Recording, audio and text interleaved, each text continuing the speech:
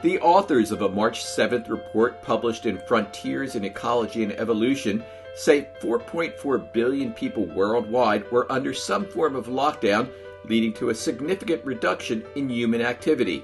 That led to a reduction in traffic and noise. In March and April of 2000, when we had this reduced activity, we actually saw very specific and measurable benefits to populations of, for instance, black bears in Italy, of amphibians. Amphibians in the northern hemisphere have a high activity level in March and April as the spring comes out and there's a big pulse in breeding. And so reduced vehicle activity during that period can lead to very appreciable increases in movement for those amphibians and decreases in human-caused mortality for those populations. So there are some signs, and for certain studies, of some very impressive benefits of decreasing human activity and the human use of road networks. The study also found that the reduction in noise from traffic also had an effect.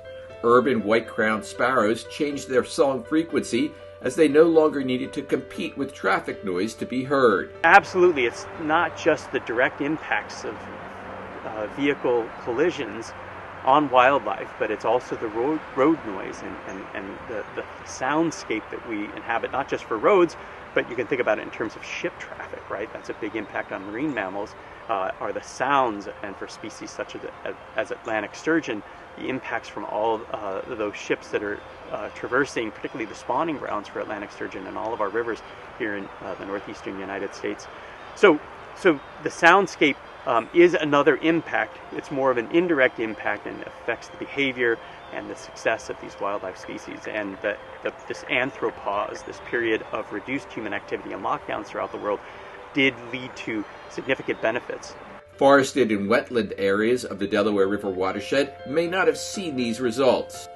Part of the pattern that we saw was people flooding parks and flooding natural areas. And so in those areas which would see kind of a baseline level of human activity, people were, and for instance the Delaware Water Gap, they had to actually close a lot of access areas, particularly on weekends, because they were so flooded with people that you had trash impacts, you had waste impacts, you just had the traffic and the overcrowding impacts. And so there is also a possibility that as much as we release some of the pressure in our dense urban areas like Philadelphia and Wilmington and Camden and Trenton, we might have actually increased some of the impacts in those less densely populated areas like the Delaware Water Gap or the Sourlands. Urban areas may have seen some increases in wildlife. I haven't seen hard data for the Delaware watershed and whether wildlife populations have actually expanded their range into more densely populated areas. There certainly are more sightings of species in urban areas, and that might be the fact that some of this wildlife is more likely to come out during daylight hours when people would see them, instead of just strictly restricting their behavior to nocturnal activities, nighttime activities. But it is possible that there are shifts in ranges.